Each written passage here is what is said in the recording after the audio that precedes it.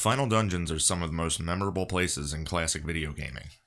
Be it Kefka's Tower, built from floating debris at the center of a doomed world by its mad architect, the lunar subterrane, digging down to the very core of the moon where an ancient evil waits imprisoned, or the bygone machinations of Kaer Jan, home to an overprotective creator god. These places are meant to provide the last challenge to the player, the penultimate danger, second only to their powerful caretaker waiting at the end for a decisive confrontation, on which hinges the fate of the world or even the universe, as the case may be. While all of these locales are epic and daunting in their own way, none of them stand out quite as much, at least to me, as the Black Omen. A beastly ship of enormous proportion, glowing with ghost lights and fueled by the cursed commingling of arcane magic and technology. We first see it after retrieving the Epoch from Dalton's thieving crew aboard the Blackbird, and finding Magus on the North Cape. Despite its somewhat differing shape and features, the Black Omen is none other than the final form of the Ocean Palace, where the mammo machine was kept to absorb power from a slumbering Lavos by Queen Zeal. Now, I don't know about you guys watching, but the first time I saw this thing rise up into the sky, crackling with blue electricity and just somberly floating above the sea, I was like, shit, that place looks scary. I have to go in there? Needless to say, I flipped open the time gauge and got the hell out of Dodge pretty quick, wanting to see what sort of places I could reach with the now flying time machine. I told myself I'd come back to 12,000 BC after I did some treasure hunting and just check out what the thing was like on the inside later. I, of course, went to the end of time first, talking to Gaspar about Chrono and the Time Egg, and then flew immediately to 2300 AD to hit up the Keeper's Dome, and, it's here too. Oh, of course, I thought. It rose in the Dark Ages, so it must be floating above the world forever unless I do something about it in the past. I shrugged it off for the moment and went to get my clone instead, flying around the map just to see the new continents I could get to now, and I don't know, man. There's just something so imposing and threatening about how it just floated there in the sky of every time period. And then I thought, wait, does anyone else notice this thing? How is there not mass panic in the towns? In fact, when I stopped in at Chorus for the first time, talking to everyone there, the old guy who speaks of it made it seem so mundane a thing that I audibly said, "What?" when I first read it. The Black Omen sparkles in the sun.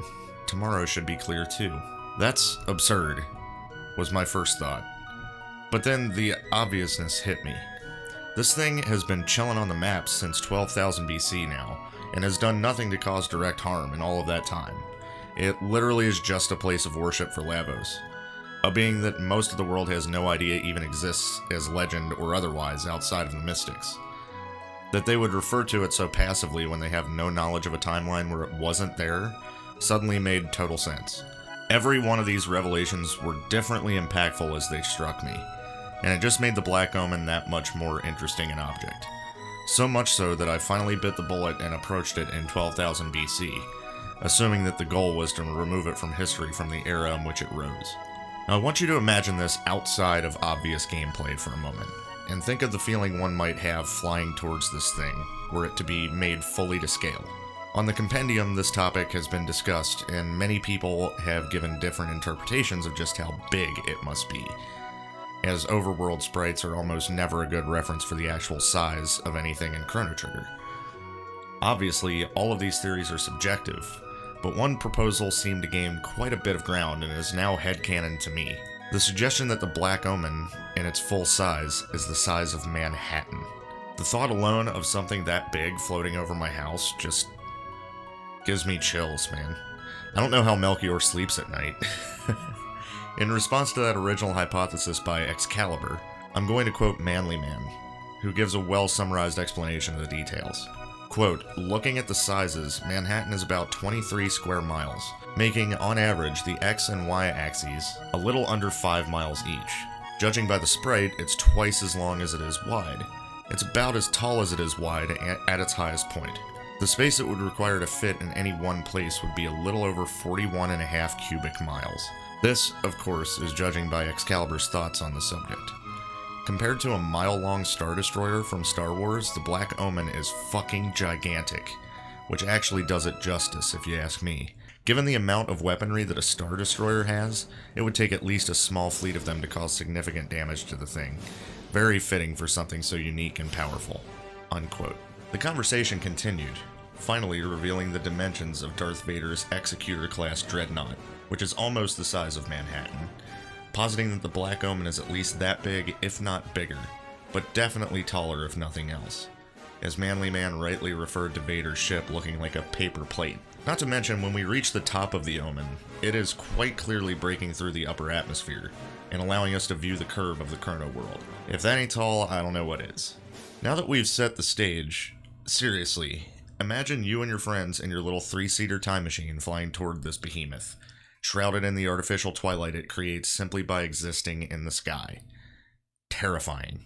Another unique feature of the Black Omen is that not only does it float in the sky above each time period, it also exists outside of time and space. Or at least the typical laws of time and space established by the events of Chrono Trigger don't seem to apply to it the same way at all times. For instance, if you were to land on the Omen in 12,000 BC and defeat the laser guard turrets outside the door, they would no longer appear there in any time period beyond that. Great, that makes sense. However, defeating the guards in 2300 AD yields the same exact result when entering in an earlier time period, and they are retroactively absent. Let's get the simple explanation out of the way first. This is a video game. There is an overwhelmingly likely chance that this occurrence is just a way for the player to not have to fight the guards again if they re-enter from another time period. No big deal. But this is me we're talking about. I'm not about to let little details like that go the least bit unanalyzed. Besides, it happens with other things in the Omen as well, so it was definitely intentional if nothing else. Oh yeah, before we continue, I should mention the elephant in the room. So, when I first played Chrono Trigger, I didn't realize this, as I beat the Black Omen in 12,000 BC like I assumed I was meant to. But, unlike Final Dungeons and other games of its time, you can actually beat the Black Omen a total of 3 times. See, although things within it act on differing time mechanics, the Omen itself is never removed from all of history if you beat it once anywhere after 12,000 BC, meaning you can traverse it in the present, in the Middle Ages, and finally the Dark Ages. Not only is this an amazing mechanic, allowing you to stretch the end of the game beyond the side quest and actually get to use all the cool stuff you found, outside of merely the final battle, but from a practical perspective, you can farm the bosses at the end for full sets of the best defensive gear in the game, and enemies for stat increasing tabs for those who want to max their characters out for levels. On my second playthrough, and every single one since, I beat the 3 Black Omens every time. I like to break the different areas up into parts like a relay, and switch out teams for each as I go through, always ending on a team involving Ayla so she can charm Queen Zeal's prism helms and prism dresses. It is ridiculously fun for me, and it turns the final dungeon from what I initially thought of as a horrifying place into a sort of endgame playground style reward. Either way, let's go ahead and talk about the sort of things we find within the Black Omen itself. Victims of our rainbow swords, true Masamoons, and high-level techs. When you first enter, Queen Zeal appears to taunt you, and summons the first of 3 mid-bosses encountered throughout the Omen, the Mega Mutant. Obviously the easiest of the 3, this thing is pretty much obliterated by Dark Matter and Luminaire. Once it's dealt with, and you're free to roam the catwalks, you run into all sorts of defensive systems such as the Martello turrets, followed immediately by a couple of goons, giant yellow bat things, that always seem to take the first turn no matter how fast you are. They actually present a decent challenge, cutting your HP by half and then throwing hear ye for respectable damage. As a side note, this exact fight was where I first encountered the fabled Wolflobe sword a long time ago, but that's a story for another video. Moving on, apparently, like countless other enemy formations in the game, Queen Zeal neglected to build her panels slightly off-center, making them easily taken care of by Falcon Hit. Just another thought about that, seriously. Falcon Hit is the most useful double tech in the game, as way too many mobs like to line up perfectly for it, and even bosses aren't spared its killer damage. These panels, by the way, are yet another obstacle which remains dispatched when traveling to a previous Black Omen, unlike the next super annoying enemies. If you're anything like me, you've already learned every tech in the game at this point, so the Orbs and Boss Orb are more of a nuisance than anything else. locking your techs and dodging your attacks. They're literally only here to give you a butt ton of skill points if you need them. So I usually just try to kill the boss orb and wait for the little ones to run away. Again, you have to deal with these guys in every trip through the Black Omen, and it gets really old. Hey, there's a sprite we haven't seen for quite a long time. I love seeing how chaotically the Black Omen's monsters shift between technological and organic so seamlessly. It really does make you feel like you're in a unique and interesting place. And here comes the elevator trope. Come on. Come on.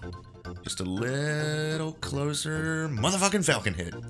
After many orbs, you come across a sanctuary in the shrine where two news await you, one of which will offer to allow you to wake from the dream. Code speak for warping you out of the Black Omen, and the other sells some high-level consumables.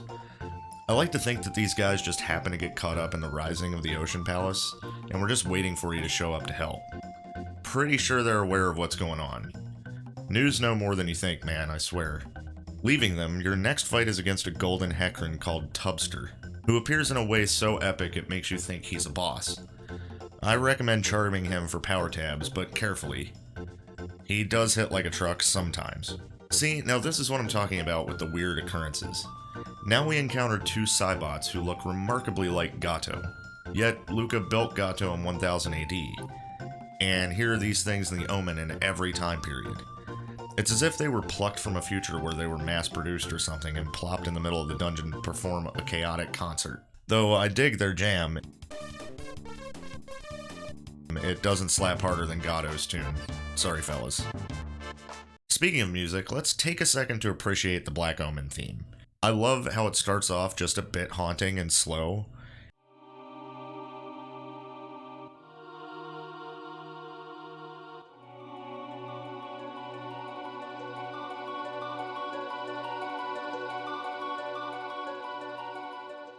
And then gradually picks up.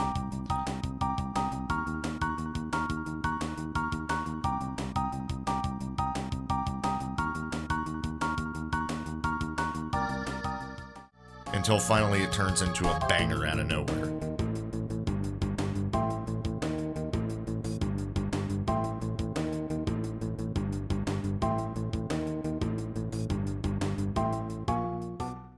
Hey, I heard you like orbs. This room is by far my favorite in the whole dungeon. Not only does it have that cool icy light effect under the floor, it also houses a unique enemy that almost seems to demand an explanation. Aliens? Like, actual aliens from outer space. Number one, they look terrifying. Those teeth, dude. Number two, am I to assume that the Black Omen transcends time and space in ways to allow it to summon creatures from other planets? Are they maybe born of DNA from other heavenly bodies that Lavos sucked dry before landing on the Chrono World? I'm not sure. All I know is that their design is really cool, and I was sad to only encounter them in this one hall on the Omen. The blobs too, although I wish they wouldn't look at me like that. Boss number 2, Giga Mutant, who appears in a cool pattern that makes me think of Tempest. I'm really good at that game, by the way. This iteration is a pushover as well, gaining a bit more magic defense, but still lacking absorption of the most powerful techs. As you reach another elevator, this is where you really start to get a feel for how massive the Black Omen is. Up to now, Magus's Castle, the Ocean Palace, and Tyranno Lair were the only really long dungeons, and the Omen dwarfs them. You would think you were nearing the end of it, but we've only just reached the halfway mark, really. Double Tubster time. Well, that's an unfortunate formation, guys. Finally, the superior Terra Mutant appears, and seems to have evolved into somewhat of a challenge. First of all, Falcon Hit is neutered by his huge physical defense, and he counters with Life Shaver, bringing the HP of whoever initiated it to 1. Also, the bottom skirt-like half now absorbs most elemental techs, ensuring its pool of HP remains somewhat full enough for the upper half to cannibalize itself, restoring its own HP. Also, you know, Chaotic Zone would likely make this fight so much worse if so many pieces of equipment didn't protect status. As you move on from there, you come upon maybe the most enigmatic occurrence on the Omen. A blue gate, of which you've seen countless, materializes in the middle of the room and crackles with arcs of lightning. Finally, it spreads into a black hole, crawling out from which is a Lavos spawn. Now, I talked about this spawn in a couple of my Dissecting Lavos videos, but I failed to mention a game design detail that I love about it. Remember that the player can choose whether or not to climb Death Peak and resurrect Chrono, right? Well, if they choose not to, they would never see the 3 Lavos spawns on the mountain. Adding this one to the Black Omen ensures another chance at it, and a powered up version at that. I'm guessing that the ones on Death Peak were so content and full and, I guess, lazy, that they were less aggressive than they once were, like this one is. I feel as though this was a spawn drawn through a gate from sometime soon after the Day of Lavos in 1999, where it was running rampant on the still burning plains near the eruption site, growing rapidly in strength. Also, it's apparently wearing a safe helm. That's really cute to think about. The final area of the dungeon lies ahead, the Hall of the Mammo Machine. There is a lot to talk about here. The first and most obvious being the glowing pillars, where ethereal ghosts of your party members float silently. Now, this isn't really anything new. We've seen clones before, no biggie. But here? There are a few theories I have as to why. One being that they are merely projections which Queen Zeal observes to learn your weaknesses, as the Omen is beyond time and space and she can likely watch your doings from within it across history. A second, wilder assumption is that these are actual creatures bred of Lavos, meant to signal to the party that they, no matter how they fight it, are of Lavos' loins like every other life form evolved from the apes after his fall, and that, despite their struggle to defeat him, his genetic code will forever remain an indelible stamp upon their souls, even if he dies. If that's the point of these images, I really like that. Beyond them, at the end of the hall, we come upon the crushed form of the Mammo Machine, and Queen Zeal appears yet again to talk shit, this time doing her best impression of the Wicked Witch of the West. She then invites you to become a part of Lavos' eternal nightmare, and the battle begins. This fight is tense, and I love it. You're gonna ding-dang fallen one, Hellation me, right at the start. Holy crap, it puts you immediately on the back foot, and requires you to really plan out how you want to use your turns. Typically, as long as you keep one character's ATB full, Hellation shouldn't be a problem, as whenever she does it, you can just have them throw a lapis and bring you out of instant death range. But when you first ever encounter this move, it scares the hell out of you. By the way, I love how her idle stance is laughing at you, as if your feeble attempts to harm her are simply too comedic to bear, and the fact that the Zeal Palace music plays the entire time. Also, hey lady, I did not consent to this. Meanwhile, Ayla's like, I'll do it, give me your Mega Elixir. After a little while of timing your heals and attacks, the battle ends, and she threatens to throw you into the Mammo Machine. You're teleported to a similar pocket dimension to Lavos's, where the device is fully intact and frozen in time. It stands still, doing nothing to your party as you fight against it, the whole time absorbing the energy of every attack you do and waiting to release it. Another cool design choice, if you happen to bring Frog along with you, the Masamune will actually drain the energy back out of it when he attacks. Just an amazing attention to detail, considering it was the sword that broke down the machine in the first place. All in all, it's not too dangerous of a fight, and once you're through it, you find your party atop the hull of the Black Omen itself, the final confrontation with the Mad Queen incoming. I'm not going to geek over the top-notch speech that Magus gives in this scene, as I'm sure everyone and their mother knows it verbatim, but I will say it's badass to think that her very son is saying those words to her. And you get Magus's killer theme to fight her to. She can actually be pretty tough if you don't know what you're doing. Pretty much never attack the hands. They counter with either Life Shaver or MP Buster, both of which suck. You still have to deal with Hellation from time to time, which can be a pain if you're not expecting it. I feel the need to mention how cool the attack Hexagon Mist looks and sounds.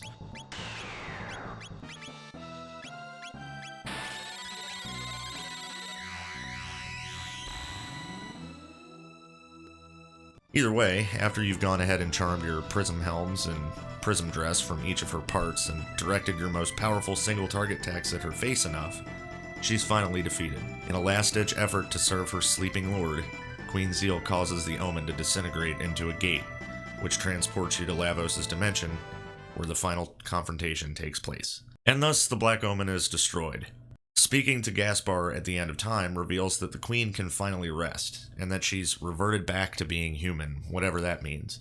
She alive somewhere? Was she reborn? Sounds like subjects for a character spotlight to me. In conclusion, the Black Omen is a fantastic optional final dungeon, with unique enemies, cool bosses, and enigmatic properties that bend time and space to its will. It is like the pure embodiment of what this amazing game is all about. Time travel, battle, existential crisis, and an experience I revel in every time I see it rise from the waves. Watching, waiting, and daring me to enter. Thanks everyone for watching, and I'll see y'all next time for another Chrono Trigger video. Peace.